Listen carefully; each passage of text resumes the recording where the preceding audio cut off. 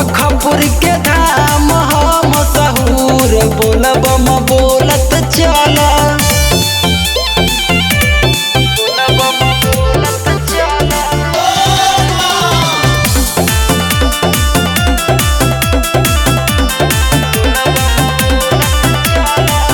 हाटा मजगावा कौड़ी राम के बजरिया मस्ती में झूमता रे गोरखपुर सहरिया।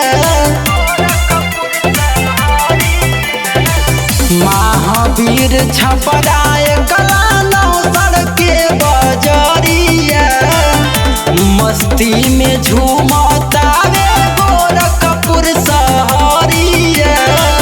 थकी नाही पाँव एक दूसरे के साथ धाला नहीं से बाटे संसार बोलबम बोलत चला। गोरखपुर के धाम हम सहूर बोलबम बोलत चला।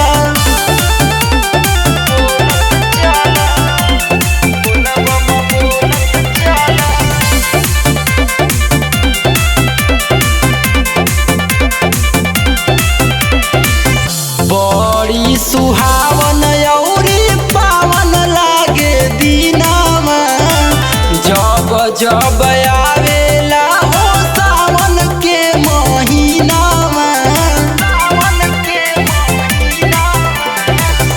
बड़ी सुहावन औरी पावन लागे दीनावा जब जब आवेला हो सावन के महीनावा। छुट्टी नाही साथ रोहित सूरज के हाथ धला नहीं के कला हो गुणगान बोलबम बोलत चला। गोरखपुर के धाम हम सहूर बोलबम बोलत चला।